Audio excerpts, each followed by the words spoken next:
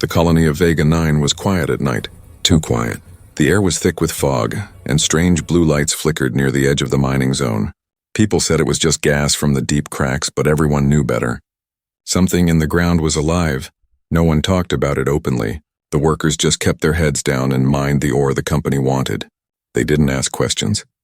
They didn't want to disappear like the ones who did. But there was one voice that never stopped speaking. The alien widow. She was called Soraya, a tall, thin creature with silver skin that shimmered like water. Her husband had been human, a scientist named Dr. Rael Carter. He died 6 months ago in an accident in the lower tunnels. After his death, Soraya lost everything. Her job, her home, her name. Now she wandered the colony streets at night, whispering warnings to anyone who would listen. "It's coming for us," she would say, her voice trembling. "The tunnels are breathing." People called her crazy. Children ran from her shadow. The guards told her to go back to her hut at the far end of the colony, near the broken perimeter fence. But every night she came back, pale eyes glowing faintly in the fog. Then one day, a new worker arrived, Elias Ward, a human technician from Earth. He had been sent to repair the mining drones and fix the power lines. He didn't believe in ghost stories or aliens with curses. He believed in machines, logic, and paychecks. On his first night, Elias stood on the balcony of his small worker cabin, watching the mist roll in. The air smelled like metal and dust. Then through the fog he saw her. Soraya stood alone under the colony lights, staring toward the mines. Her hands were shaking, her voice low. "It's not gone," she whispered to herself. "It remembers." Elias frowned. He had heard about her during orientation. The guards had laughed about the mad widow. He was told to stay away from her. Still, something about her voice made him pause. It wasn't wild or broken, it was scared. That night, while checking the energy logs, Elias noticed something odd. The mine's power readings were unstable, spikes of energy deep below level 9. He checked the repair records. The company had stopped sending teams down there months ago. Why was power still being drawn from the abandoned tunnels? The next morning, he asked one of the engineers about it. The man laughed. "Don't go digging where you shouldn't," he said. "Those old tunnels are off limits for a reason. And don't talk to her. She's infected with grief or worse." Elias dropped the subject, but his mind didn't rest. That night, he stayed late in the repair bay, pretending to work. He wanted to see if the power readings changed again. They did. At exactly midnight, the energy levels jumped higher than before. Then he heard it. A deep, low hum coming from beneath the floor. He followed the sound outside. The fog was thick and the lights flickered like dying stars. In the distance, he saw a figure walking toward the mines. Silver skin, glowing eyes, Soraya. Elias hesitated, then followed. "Hey," he called softly. "You shouldn't be out here." Soraya turned, startled. Her expression was full of fear. "You shouldn't be either," she said. "It watches from the dark. It waits for movement." "What watches?" he asked, trying to sound calm. "The thing my husband found," she said. He thought it was stone. But it was sleeping, and now it's hungry. Elias felt a chill crawl up his spine. "Look, I don't know what you're talking about.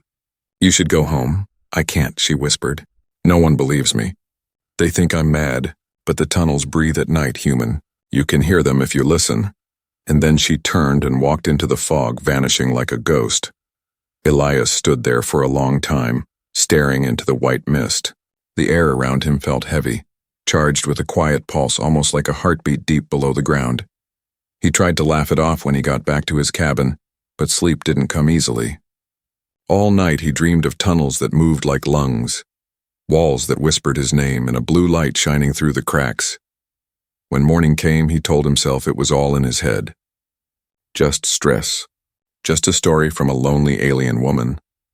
But as he opened his repair console to start his work, the first alert flashed on his screen. Anomaly detected. Unauthorized movement in lower tunnel 9. Elias stared at the message. His hands trembled. He didn't know it yet, but that was the moment everything changed. The alien widow was not mad, and soon he would wish he had listened to her sooner. The fog came early that night. It rolled down from the mountains and covered the colony like a thick white blanket. Lights from the mining towers flickered weakly inside it, glowing like small stars lost in clouds. The people of Vega 9 closed their doors and locked them tight. No one wanted to be outside when the blue light moved through the mist, but Elias stayed awake. He couldn't stop thinking about the alien widow, Soraya, and what she had said the night before. The tunnels breathe at night. The words echoed in his head again and again. He tried to work, but his repair screen kept flashing strange errors. The mining drones near the lower tunnels had gone offline. Power levels were unstable again. It was as if something was pulling energy from the grid, something not listed in the system. When he asked the other workers about it, they just laughed. "Forget it, rookie," one said. "The company knows. They just don't care." Another added quietly, "And don't start asking questions or you'll end up like her husband." Elias frowned. Like her husband. That name, Dr. Carter, was erased from every record he checked. No files, no reports, no death certificate. It was as if the man had never existed. That night, Elias couldn't sit still. The hum under the ground had returned, stronger than before. The windows of his cabin rattled softly. He looked out and through the fog. He saw a faint blue glow moving near the old mining tunnels. Without thinking, he grabbed his light and jacket and stepped outside. The colony was silent. The fog swallowed every sound. He walked slowly toward the glow, the cold air biting at his skin. The ground under his boots felt soft, too soft, like something was pulsing below the surface. Then he saw her. Soraya stood near the warning fence, her silver skin dim under the mist. She was staring at the old tunnel entrance, half buried in rock and rusted metal. "Why are you here?" Elias whispered. She didn't look at him. Her eyes stayed fixed on the dark hole in the ground. "You felt it too," she said quietly. "It's waking." Elias stepped closer. "You mean the thing your husband found?" She nodded. "He said it was part of the planet, something ancient. But it isn't. It came here. It's a living thing, a mind trapped under the stone. The company found it and tried to use it for energy. Now it feeds on us." Her voice shook. Elias looked at the tunnel again. The metal around it seemed to move, stretching slightly like the earth itself was breathing. "That's impossible," he said softly. "Then listen," she whispered. He held his breath. In the deep silence he heard it, a faint sound from inside the ground, like wind blowing through a throat. Then came something worse, a whisper. Not words, but sounds that pressed against his thoughts, crawling into his mind. Elias stepped back. "What is that?" "It's trying to speak," Soraya said. "It spoke to my husband first. After that, he was never the same. He said it wanted to be whole. He started hearing it in his dreams. Then one night he went down there and never came back."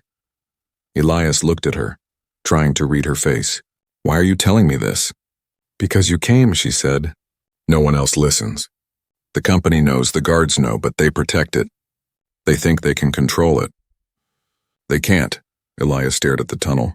He saw movement inside, a flicker of blue light deep in the black. A soft vibration passed through the ground, shaking dust from the rocks. Suddenly, a sharp alarm echoed from the colony behind them. Red lights flashed through the fog. Soraya grabbed his arm. "They're coming," she said. "The guards. They'll arrest us if they find us here." Before Elias could ask why, two bright beams cut through the mist. Search drones. Voices shouted through loudspeakers, "Step away from the tunnel! Hands up!" Elias froze. Soraya pulled away from him and ran into the fog. He stood still as the drones surrounded him. One guard stepped out from the mist, helmet shining. "You were told not to come here, technician," he said coldly. "This area is restricted." "I was just checking a power fault," Elias lied. "I thought maybe the wiring—" "Save it," the guard interrupted. "If you speak to that alien again, you'll be reassigned to outer cleanup. You understand?" Elias nodded, but his mind was racing. The guard's eyes were afraid, even behind the visor. They weren't just enforcing rules, they were hiding something. The guards left and the fog swallowed them again. Elias stood alone, the humming still echoing in his bones. When he returned to his cabin, he found a small object lying on his bed. A data chip, cold and scratched. There was a short message carved into it in alien script, but he could read the translation beneath it. "You need to see what he found." It was signed. Soraya. Elias sat on the edge of the bed, the chip glowing faintly in his hand. His heart pounded. He didn't know what was on that chip, but deep down he already knew. The whispers in the fog were not lies. They were warnings, and someone, or something, was listening to him now. The next morning, Elias could not think of anything else but the small data chip he found on his bed. He turned it in his hands again and again, afraid to plug it in. It looked old, scratched and slightly burned on one edge, as if someone had tried to destroy it. But curiosity was stronger than fear. He locked his cabin door, connected the chip to his console, and waited. The screen flickered, then filled with static. Slowly, a video began to play. The image was dark. A human voice spoke, the voice of Dr. Rael Carter, Soraya's husband. "Day 37 of excavation," the man said softly. "We found something under layer 9. It's not a rock formation. It moves." Elias leaned closer. The video showed a deep tunnel, wet walls shining like veins. The camera shook as Dr. Carter's breathing grew heavy. "It's pulsing," the man whispered. "Alive. The scanners show energy signatures, same as the colony's power grid. It's feeding off us." Then the screen went black. A final voice recording played, broken and full of panic. "It's awake. Don't let them dig deeper. It's not dead, it's waiting." The video ended. The console screen glowed faintly, and for a split second Elias thought he saw something. Shapes moving in the static, almost like an eye staring back. He pulled the chip out quickly. His hands trembled. He had to know if it was real. Later that night, while the colony slept under thick fog, Elias packed a light, a small camera, and a power gauge. He dressed in his work suit and slipped past the checkpoints. The guards had reduced patrols after midnight. No one would notice one technician missing for a few hours. He followed the same path through the mist where he had met Soraya before. The fog clung to his helmet visor and the air smelled sharp like ozone before a storm. When he reached the old tunnel, the warning sign still blinked faintly. "Danger, sealed section. Do not enter." But the door wasn't sealed anymore. The metal frame was warped and soft as if melted. Elias took a deep breath and stepped inside. The air was heavy and warm. Every sound echoed. Water dripped from the ceiling in slow rhythmic beats. The walls looked strange, not just stone, but something else, something almost organic. It was as if the rocks were breathing. He walked deeper, recording everything. The hum grew louder, not from any machine, but from the ground itself. It sounded like a heart. Then ahead, his light hit something that made him stop. A huge wall of black crystal pulsed gently, glowing with faint blue veins. It was smooth and curved, like the surface of a living creature. The camera scanner beeped wildly, energy readings far beyond normal. Elias whispered to himself, "What are you?" He reached out his hand and touched the crystal. It was warm, too warm. The moment his skin made contact, the ground shuddered. A whisper filled his helmet low and deep. "You came back." Elias stumbled backward, his light flickering. "Who's there?" He shouted, no answer. Just the whispering again, this time softer, almost like a sigh. "Hungry? Still hungry?" Then the tunnel walls began to move. The blue veins spread, crawling along the floor like roots searching for life. Elias ran, heart pounding, but the tunnel seemed to shift around him. He could hear the ground breathing faster, like the planet itself was alive. He turned a corner and found a rusted metal door, half open. He squeezed through and slammed it shut behind him. His breathing echoed in the dark. He was shaking. His mind screamed at him to get out, but something inside him whispered to stay. "It knows me now," he thought. "It's aware." When he finally made it back to the surface, his helmet sensors went wild. Radiation, heat, and biosignatures off the charts. The colony alarms began to sound. Red lights flashed through the fog. Before Elias could reach his cabin, 2 security drones blocked his path. They scanned his suit, then projected a voice message. "Technician Elias Ward, you have entered a restricted zone. Your access has been revoked. Await further instruction." The drones flew off before he could reply. His console pinged a moment later. His ID was locked and his work account erased. They knew. He sat on the edge of his bed, trying to calm his shaking hands. The hum beneath the ground hadn't stopped. In fact, it was stronger now. A message flashed on his screen. No sender name. No encryption. Just 5 words, "It's awake. You touched it." Elias stared at the message until the screen dimmed. Outside, the fog pressed against the windows. And somewhere deep under Vega 9, the earth pulsed again, slow, steady, alive. He didn't know what he had awakened, but one thing was certain. The alien widow wasn't mad. She had been right all along, and now the colony was running out of time. The storm hit Vega 9 the next evening. Thunder rolled across the red hills, and the fog turned to heavy rain that made the colony's metal roofs ring like drums. People stayed inside. Lights flickered across the mining fields. The hum beneath the ground had grown louder. Now even the workers could hear it through the walls. But no one spoke of it. They pretended it was thunder. Only Elias knew the truth. The thing below was alive. He had touched it. It had spoken, and now he could still hear faint whispers inside his head when everything went quiet. He couldn't work. The company had frozen his ID, erased his access, and sent a warning. Stay in your quarters until further notice. But Elias wasn't going to wait. He had to find Soraya. She was the only one who knew what was really happening. He waited until the curfew patrol passed, then slipped out into the rain. The air was cold and full of static. Lightning flashed over the mountains as he followed the path toward the broken perimeter fence where Soraya lived. Her hut was small, built from old mining scrap. The lights inside were dim, glowing blue from some alien device. When Elias knocked, the door creaked open. Soraya stood there, her silver skin shining wet in the stormlight. Her eyes were tired but alert, as if she had been expecting him. "You touched it," she said quietly. "I felt it," Elias nodded. His throat was dry. "What is it, Soraya?" "Your husband. He found something under the tunnels. It's alive. But what is it?" Soraya looked away, her hands trembling. For a long time she said nothing. Then she walked to a small table and opened a metal box. Inside were old data disks, photos, and a broken ring. She took one of the disks and placed it in a small hollow reader. The air shimmered and an image appeared. Dr. Rael Carter, smiling beside Soraya in front of the mining site. He looked young, full of hope. "This was before it all changed," she said softly. "He was the first human who ever treated me as an equal.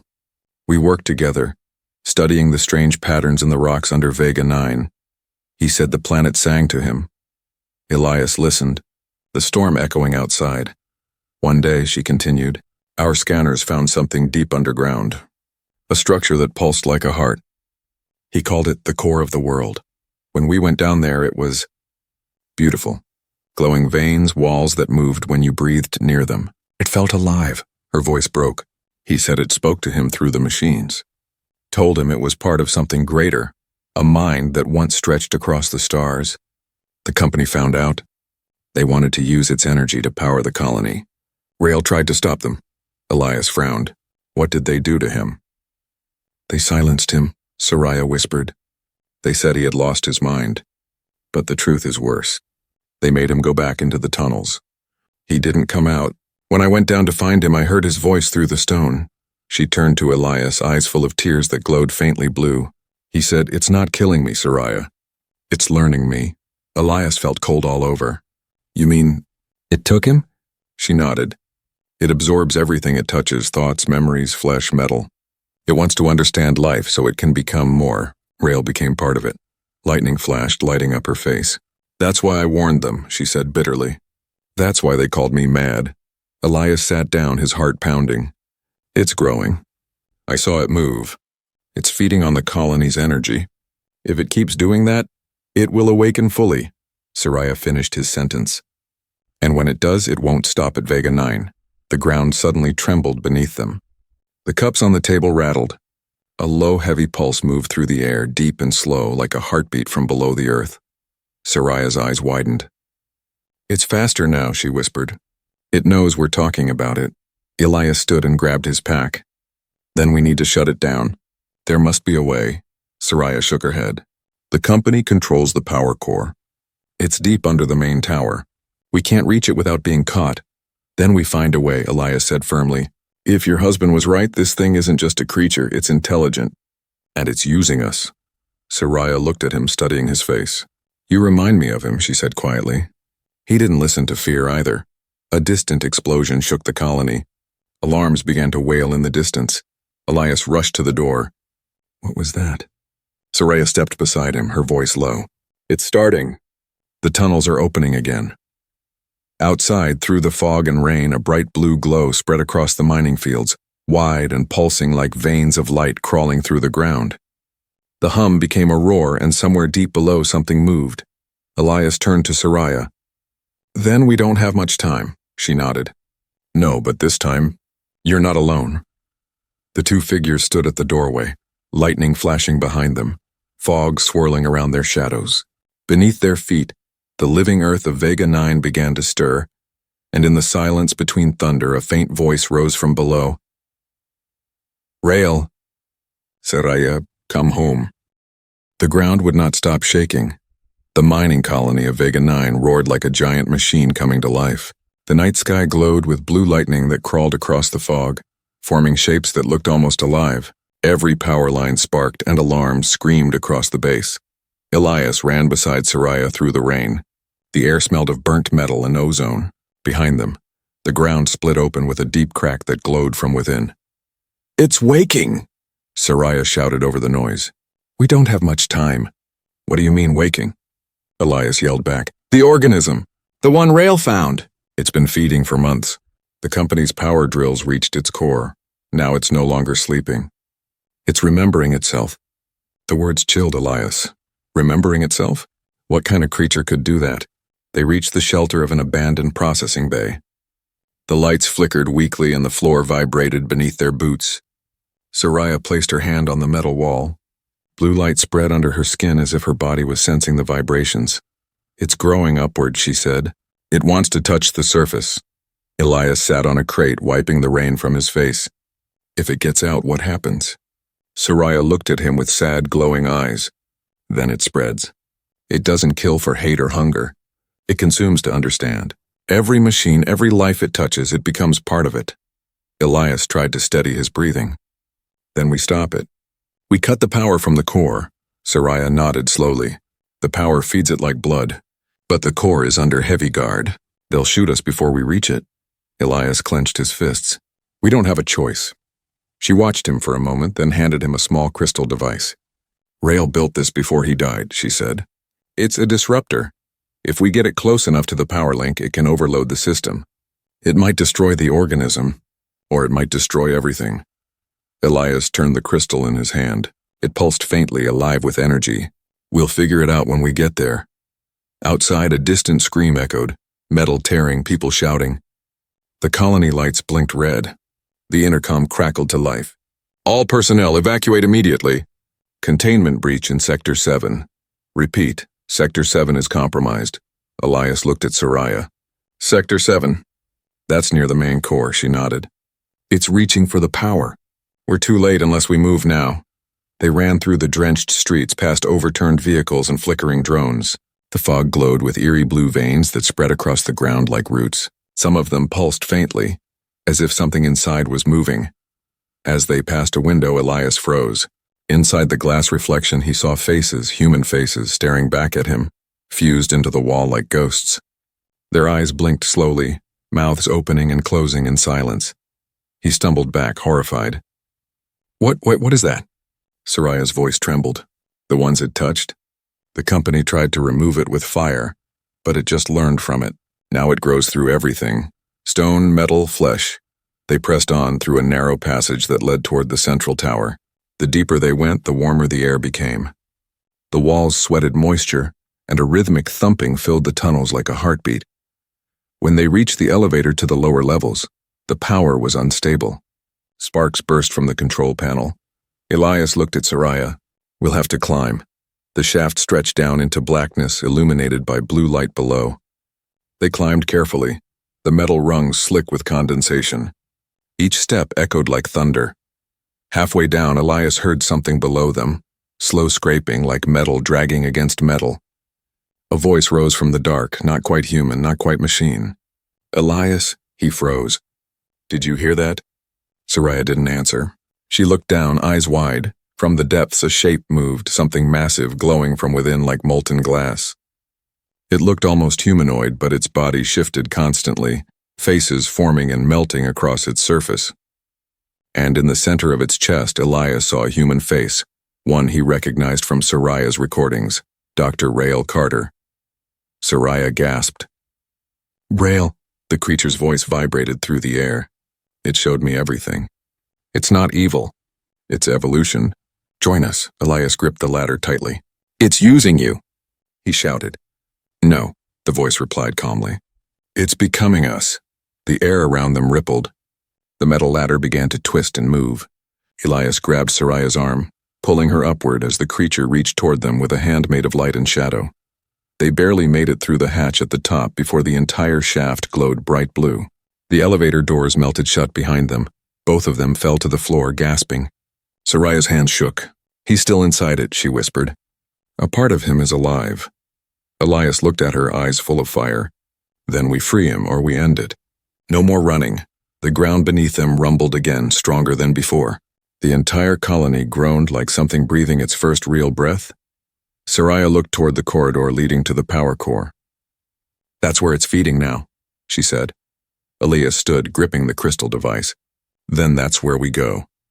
And as they walked into the dark, the voice followed them through the intercoms, through the walls, through the humming of the earth, soft, calm, and terrible. You can't stop what has already begun. The heart of Vega 9 pulsed like a living machine. Every corridor trembled. The metal walls were slick with moisture that glowed faintly blue, as if the colony itself had veins. The air was heavy, warm, breathing. It no longer smelled like oil or dust. It smelled alive. Elias and Soraya moved carefully through the lower tunnels, guided by the flicker of their hand lights. The sound of the hum surrounded them, slow and deep like a heartbeat under their feet. The core chamber is close, Soraya whispered. That's where it connects to the power lines. Elias held the small crystal device tight in his hand, the one her husband, Dr. Rael Carter, had built before he vanished. It pulsed faintly in rhythm with the hum below. How do we use it? He asked. When it feels the power link, it will activate, Soraya said. But once it does, we can't turn it off. Meaning? It will destroy the connection, or everything near it. Elias nodded. Then we only get one chance. They moved deeper. Strange shapes lined the walls now, half organic, half metal. The pipes looked like arteries pulsing slowly with light. The deeper they went, the more Elias felt like they weren't walking in the colony anymore. But inside something vast and living, they turned a corner, and then both froze.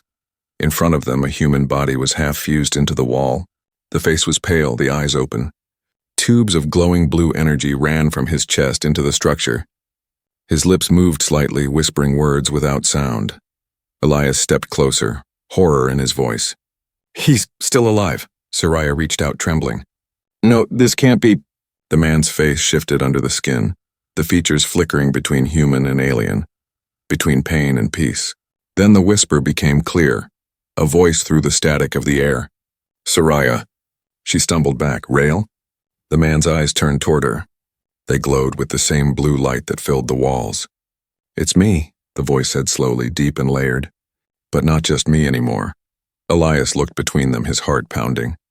It's controlling him. Rael's lips twisted into a faint smile. No, it's teaching me.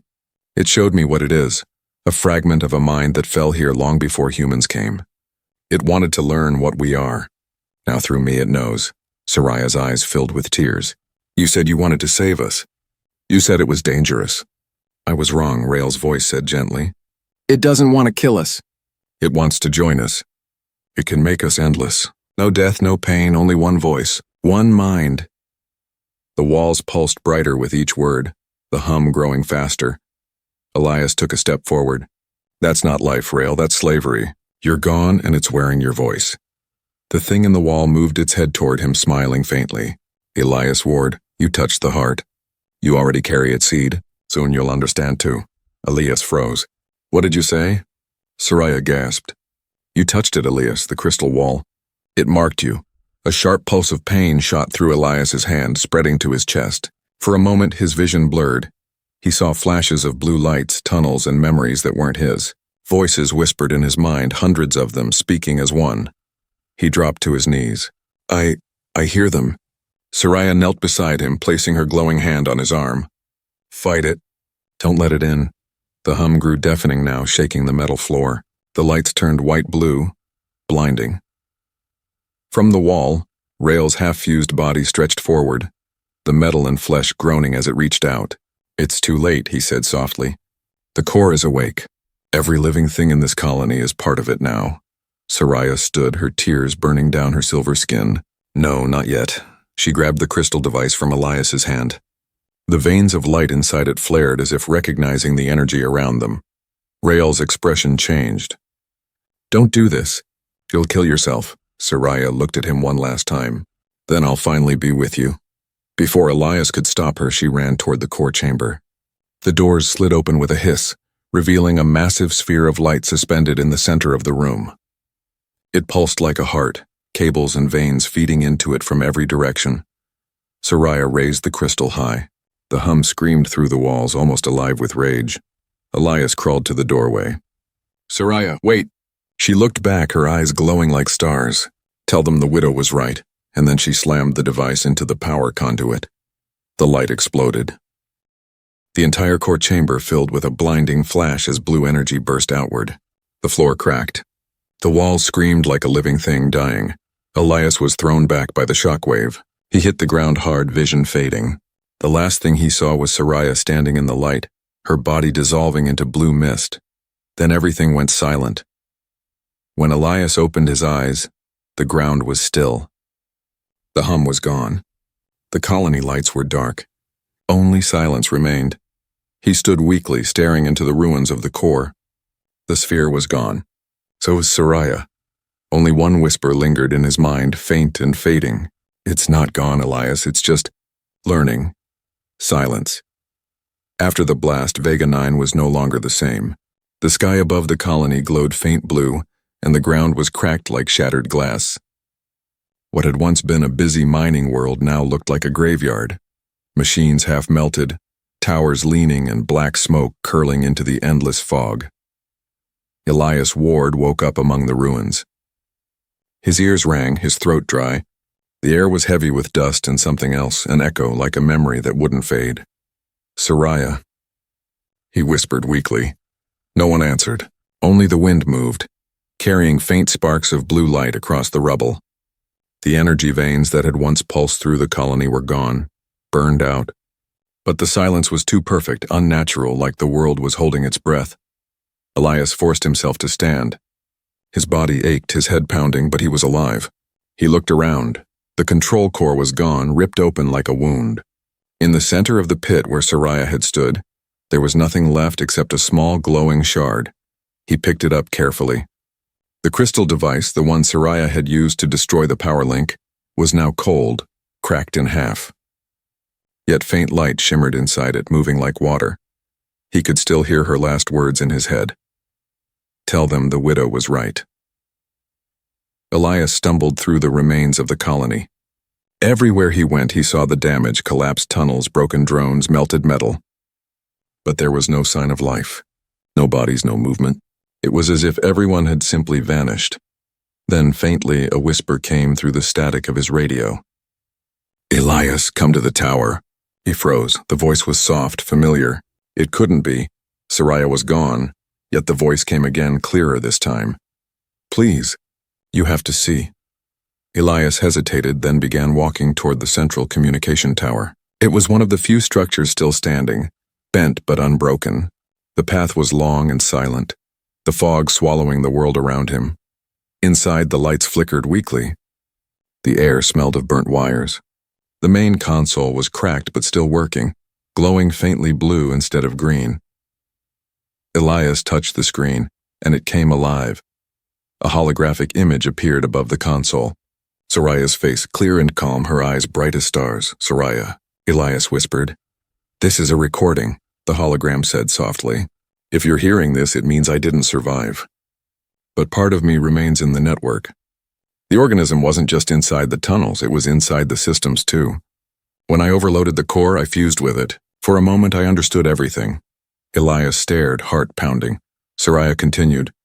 "It wasn't evil, Elias. It was lonely. It had drifted in space for thousands of years before crashing here. It tried to understand life the only way it knew, by becoming it." The hologram flickered. Her voice grew weaker. "The company tried to control it. Rael tried to stop them. I tried to warn everyone. None of us listened until it was too late." Elias clenched his fists. "You saved us, Soraya. You stopped it." The hologram smiled faintly. "Maybe for now. But it learned from me. From you. From all of us. You can't destroy knowledge, Elias. You can only change where it lives." The image faded slowly, but before it disappeared completely, her last words echoed through the static. "If you ever hear the hum again, run." The console went dark. Elias stood there in silence. He wanted to believe it was over, but deep inside he felt the faint rhythm of that hum, slow and far away like a heartbeat echoing through space. He sat at the console and switched to the emergency beacon. The system barely worked, but he managed to power the transmitter. The screen flickered, showing the old corporate logo. He began recording. "This is Elias Ward, technician of Vega 9. The colony is gone. Everyone is gone. What we found here wasn't just a creature, it was a memory. An ancient intelligence that learned from us, from our machines, from our minds. The alien widow, Soraya, she was right all along." He paused, looking out at the broken horizon. The fog glowed faintly blue again. "If anyone receives this message, stay away from Vega 9. Don't send ships. Don't dig. Don't listen to the hum." He stopped the recording and uploaded it to every open channel in human space. The transmitter sparked, struggling under low power, but the signal went through. A faint green light blinked. Message sent. Elias leaned back in the chair, exhausted. The storm outside had quieted, and the sky above Vega 9 was clearing. For the first time he could see the stars, cold, distant, silent. He looked down at the broken crystal in his hand. The light inside it flickered once like a heartbeat. Elias frowned. "Soraya?" No answer. Only the faint hum returned, soft and steady, vibrating through the floor. He stood, eyes wide. The light on the console blinked again. Not green this time, but blue. The screen came alive, showing a single line of text that made his blood run cold. "Message received. We understand now." Outside, deep beneath the shattered ground, the hum grew stronger. The stars above flickered once, then twice, like they were blinking in rhythm, and in the silence of space, far beyond Vega 9, something whispered back. "Learning complete.